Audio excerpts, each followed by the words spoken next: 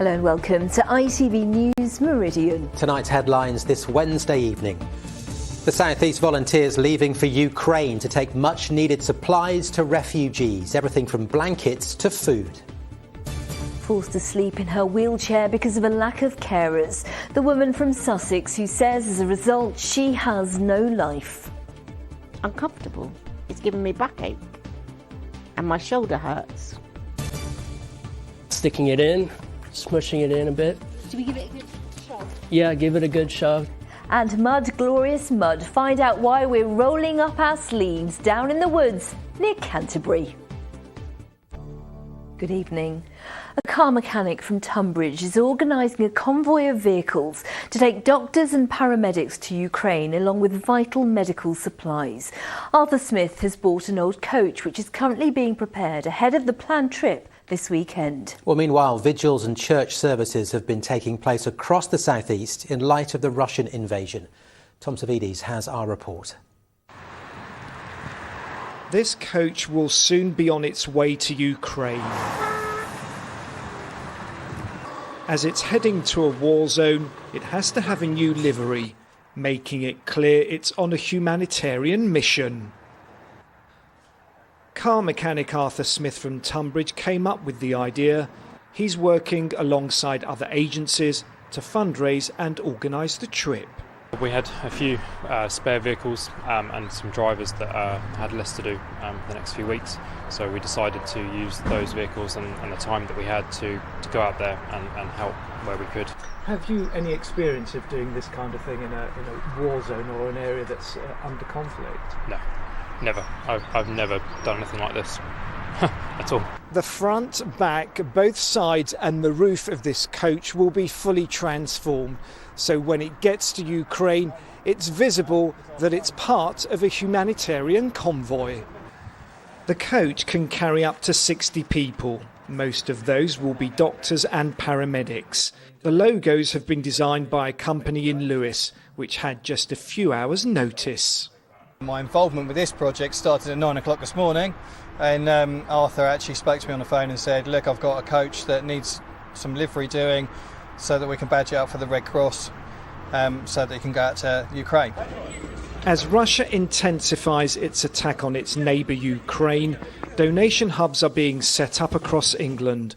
This one in Chatham is collecting clothes, blankets and toiletries. As you can see, it's a lot, and we've got clothes, we've got blankets, we've got duvets, we've got toiletries, baby stuff, dry food, even we've got special box for animals. Prayers and vigils like this one at St Nicholas Church in Brighton are being held across the southeast in memory of those who've lost their lives in Ukraine. With no end in sight to a war in the heart of Europe, many in England are doing all they can to help. Tom Savides, ITV News, Lewis. Let's hear now from Leisha McNally at Westminster, and no doubt about the strength of support in Parliament for the embattled people of Ukraine. No doubt at all, Sangeeta. The Ukrainian ambassador was in the gallery today to hear Prime Minister's questions, and he was the focal point of a really striking moment. Now, before we show it to you, just bear in mind that normally rounds of applause of any kind are completely against the rules within the House of Commons. Put simply, this is something that you never see.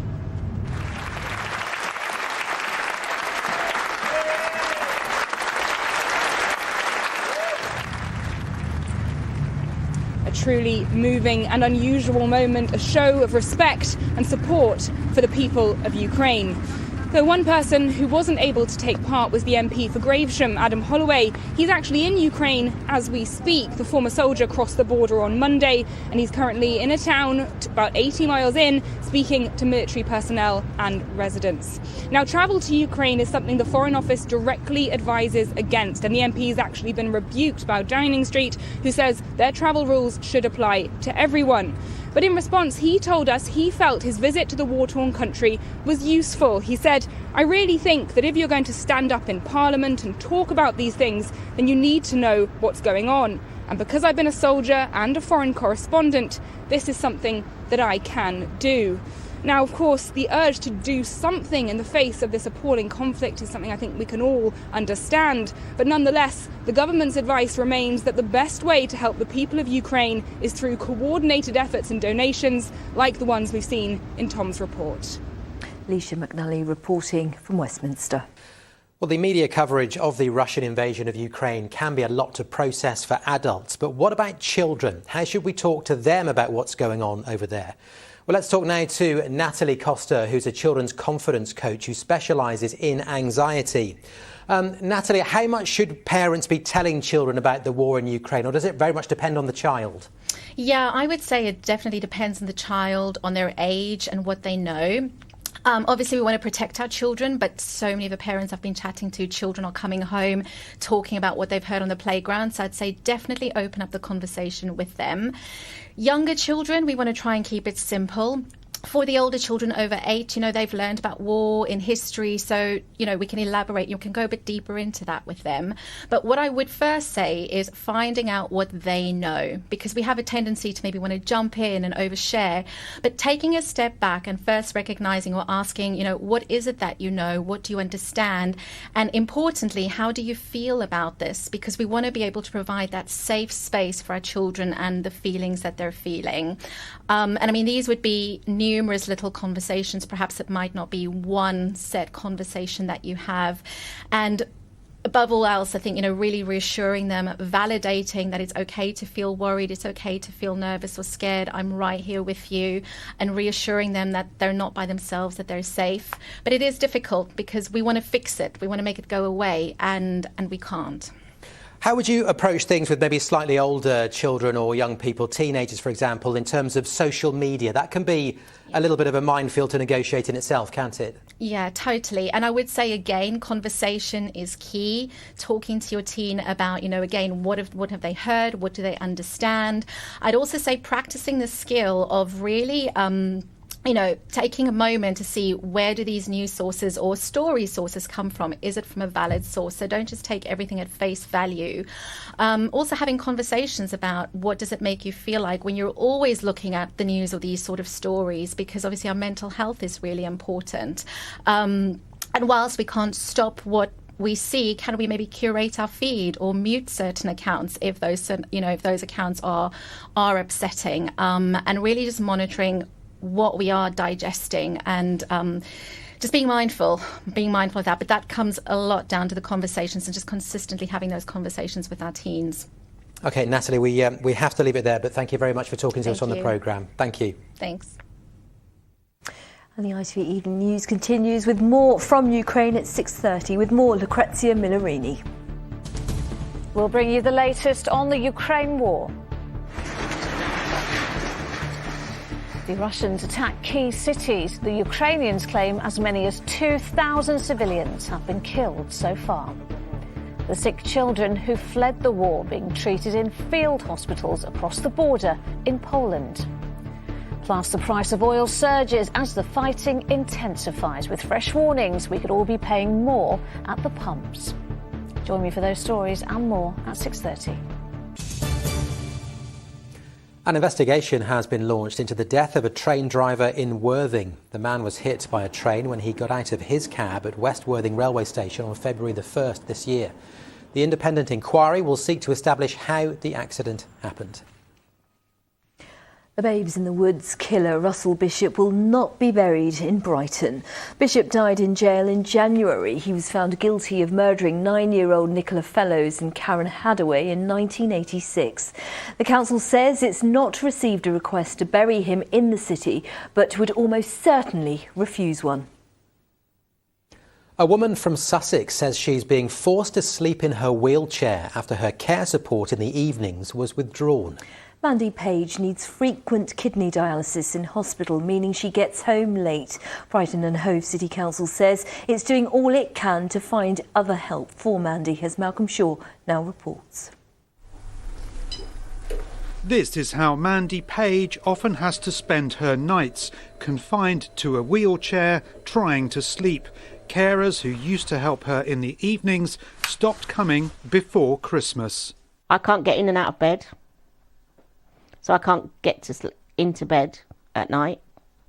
Fast response are coming, but they're putting me to bed in the daytime. I'm staying in bed all day and all night. I hate it.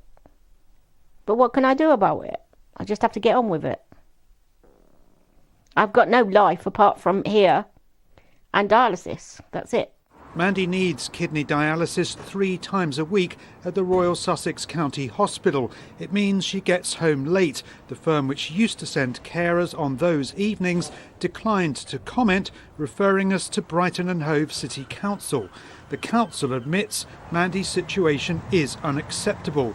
It told us, in October, her home care provider gave us notice of stopping their services as they no longer felt able to meet her needs.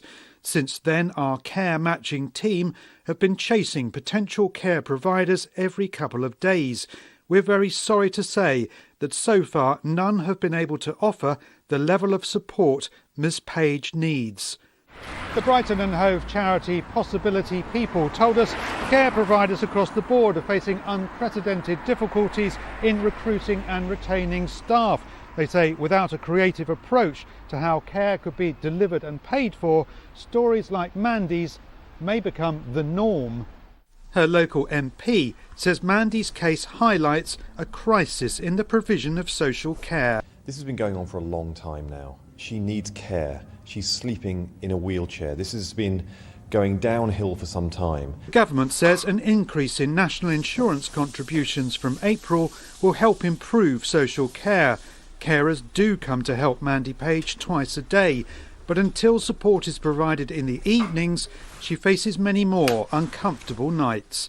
Malcolm Shaw, ITV News, Hove. Wish her well. You're watching ITV News here in the Meridian region. Coming up, Muslims with diabetes are urged to take extra care ahead of Ramadan fasting. And down in the woods today, find out why these eager beavers are damming the rivers and streams. And just a reminder, you can find more on today's top stories in the region throughout the day by heading to our website, itv.com/Meridian. And remember, you can also follow us. That's on Facebook and on Twitter.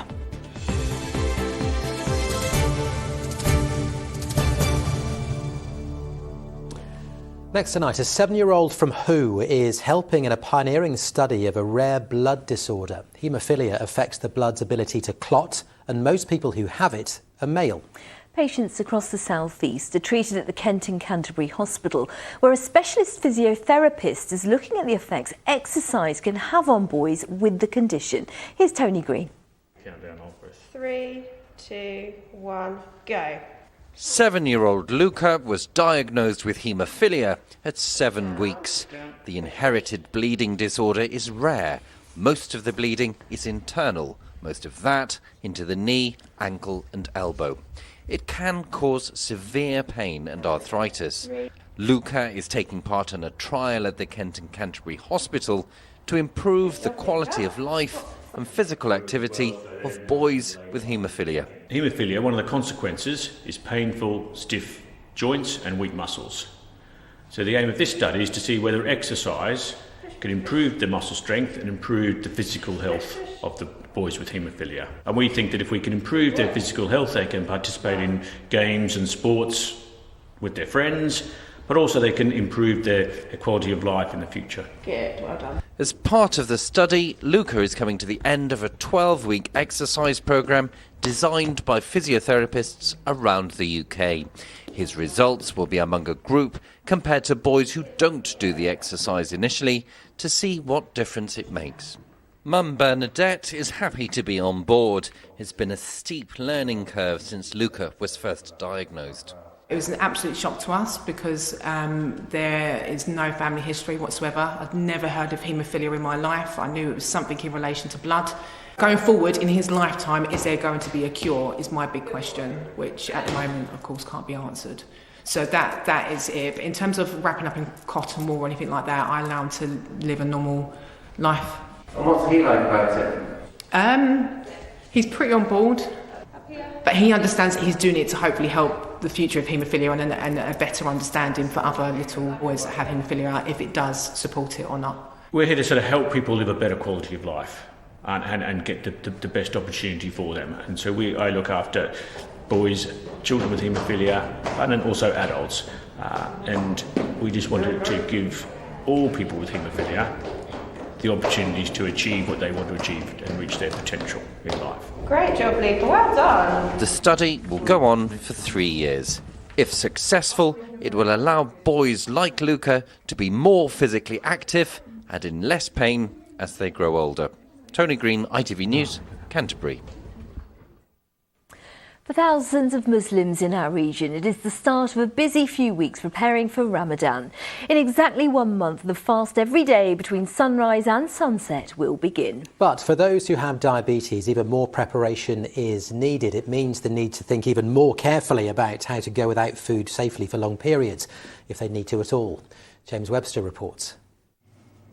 Stocking up on extra food to prepare for Ramadan. Shahala has type 2 diabetes, so choosing the right food has a big impact on keeping her blood sugar levels where they need to be when she's fasting. So for me, I would probably buy like avocados for my breakfast. I'll have it with a slice of toast and boiled egg to start my fast. And then I'll buy fruits for breaking my fast, so that's at before dinner. How different do you find your diet is during Ramadan compared to the rest of the year when you're watching what you eat? So in Ramadan, I plan my meals in advance, usually a month in advance, so I know what I'm going to have, what kind of food I want to have in my diet. And usually it's also looking at healthy, slow-release food, so it's good for everyone. Shahala's following the advice given by Diabetes UK. God doesn't want you to fall ill. The charity's running webinars and sharing advice online, helping people understand how to fast safely. We know that our information online is one of the most researched for during the whole year in terms of what the traffic that comes to Diabetes UK. But what we'd urge people to do is just, even if you've seen it last year, just do go on again. There's always new information and advice that you can pick up and to think about what will work best for you and what will work well for you and your family. Choosing the right food to break the fast is particularly important, and it might mean avoiding some of the treats Shahala's friends look forward to. But do you have to be careful about things like these because of your diabetes? So I avoid these because I have done it before when I've eaten a samosa. The sugar rush is absolutely crazy. I can't function. They do look very tasty though. Yes. Shahala chooses to fast, even though she knows she doesn't have to because of her diabetes. At the Canterbury Mosque, they're keen to remind people that medical conditions are a valid reason not to fast. You know, God wants easiness for us, so it is even mandatory for him. If fasting will harm or damage his health, it is mandatory for him to not fast. So it would not be something that was recommended for him to fast. So the best is that he doesn't fast. And he is forgiven and excused by God. Simple as that. Anyone with diabetes is advised to speak to their doctor, even if they've fasted before, to check whether their health is up to it this year. What is their risk? And that's based on the type of diabetes, the medications, the health problems, their age, how they feel in themselves, if they've been hospitalised, and we put all of that into an equation type of thing. So it's quite mathematical if you look at it, and that gives us an answer in terms of whether people are okay to fast, whether people perhaps should fast or should avoid the fast, and those that we absolutely say should not fast in all circumstances. Shahala's already happy it's safe for her to fast, but she also knows that to do it safely, she and many others like her will need to spend the next month carefully preparing. James Webster, ITV News. Now it's muddy and it's wet, but it seems to be a lot of fun. Volunteers have been installing leaky dams in the RSPB's Blean Woods near Canterbury. Sarah Saunders went along to find out why the dams are leaky and how they'll help birds and could even help stop flooding. In the heart of Blean's ancient woodland, these busy beavers are hard at work and ankle deep in mud, creating a network of leaky dams. So Ruby, your dams are leaky, but that's the idea, right? Yes, that's exactly the idea. The whole aim is climate change resilience, so we're going to have much drier springs and summers going forward, and this is quite a big problem for wildlife and the woodland ecosystem. So what we're doing, we're trying to hold that extra water that we're getting in the winter, and any rainfall that we do get in the spring and summer in the woodland for longer, so it can be utilised by the ecosystem and the wildlife here. As well as helping local ecology, the dams hold up water, so could reduce flood risks further on. In the summer, they were being dug out in dry ditches, but today the effect is immediately clear. The dams are made with local natural materials, usually gathered within metres of the build sites. Basically, we're taking this nice mucky mud and sticking it in, smushing it in a bit. Do we give it a good shove? Yeah, give it a good shove, try and get it to fill all the cracks and crevices. Is like being a kid again, isn't it? Yeah, definitely. Have you guys got better at creating these as you've gone along? I hope so. Yeah, it is. It's really as simple as it looks. Almost 200 of these dams have been created across 4 local woodland sites, with the help of volunteers, including school children, scouts and student groups, even a stag do. So a lot of people that come here are from Canterbury, from the local area, Whitstable, Tyler Hill as well. I think one of the main motivations is that this project is targeted at climate change resilience. So it's a means for people to get involved and feel like they're doing something to combat the effects of climate change. When you nod your head, I'll miss it. These are the final muddy, woody structures being built as part of this year-long project. But leaky dams will now become part of the ongoing management of the woodland to encourage re-wetting and rewilding. Sarah Saunders, ITV News, Blean. Does look like fun, but even that looked really grey and dreary. It just sums up the weather at the moment. So Pip is here now, fortunately, so you're going to brighten things up. Well, I'm going to try. Now, you know what they say, and I know you like this saying, Sangeeta. March comes in like a lion and out like a lamb. Now, thankfully, I think we left the line back at the end of February, 3 storms in a week. We don't want to go back there. Hopefully, it's all up from here. As you say, though, awfully dreary out there at the moment, so time to brighten things up. The early blooms are coming through, and none more so at the moment than the crocus. So let's have a look at some of the pictures that have been dropping into the weather inbox. So first up, this one comes from Kirsty Brodie. She came across this plethora of crocuses, or croci if you prefer, either is fine. I was going to ask you that. Or just crocus, actually. These ones were intended in. Meanwhile, Roy Venkatesh sent in this veritable carpet of them. Now, crocuses are particularly well equipped for this time of year. The leaves and petals have a waxy sort of coating, and it makes them pretty resilient to colder conditions like snow or frost. And of course, they're an absolute magnet for bees. Other pollen sources in quite short supply at this time of year. Caroline Poulton snapped this bee, making the most of the pollen while on a stroll near Eastbourne. How about this for an action shot? Becca Collicott captured this bumblebee coming into land in some welcome, if somewhat rare, sunshine. And of course, it's not just the crocuses or croci. We have plenty of daffodils as well. And these ones from Peter Norman were bracing themselves against the rain in Hastings a little earlier today. Lovely pictures. Very nice. I planted a few in our garden, front garden, last September. Yeah. They came out, looked beautiful. We walked past it the other day and my wife said, "Why did you plant them there?" Oh, no. I thought that was really... Oh, no. So is that because they're being trampled on? I think it's because she wants me to cut the grass. Oh, I see. Yeah. Well, I mean, you've got time. Come on. Plenty of time. Brilliant. Thank you very much. Right, let's get the full forecast with Philippa, of course.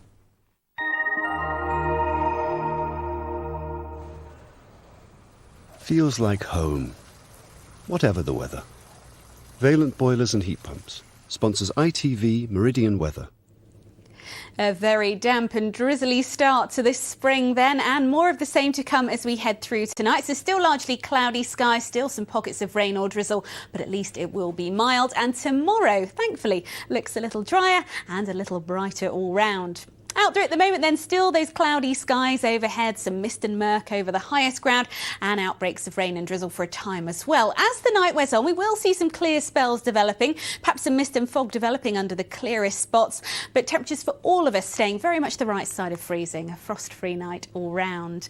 And then tomorrow, well, any mist and murk will gradually lift, the cloud thinning and breaking, some lovely sunshine coming through for much of the day, and dry conditions as well. And in that sunshine, it shouldn't feel too bad. Temperatures up on today's values, I think double figures for most. But later in the day, we will start to see thickening cloud nudging into western parts, that moving some rain in with it as well as we head through Thursday night and into Friday. So Friday itself, potentially a return to something rather cloudy and drizzly. For the weekend, I think drier, still cloudy, some overnight frost possible once more. Valent sponsors ITV Meridian Weather. So Matt, we're still getting to know you this week. So are you a keen gardener then? I kind of got into it a bit during lockdown, but we've got a small garden, so it's mostly pots. But yeah, I do find it quite relaxing. Oh, that's good. But a quick tip, don't plant crocuses in my front garden, because Okay. no one will thank you for it. Yeah, and your wife will be on the phone. Don't do it. Not worth it. Right, that is it from us for this evening. The ITV Evening News is coming up next with Lucrezia. And I'm back with your late news just after 11. Thanks for watching. Bye-bye. Bye-bye.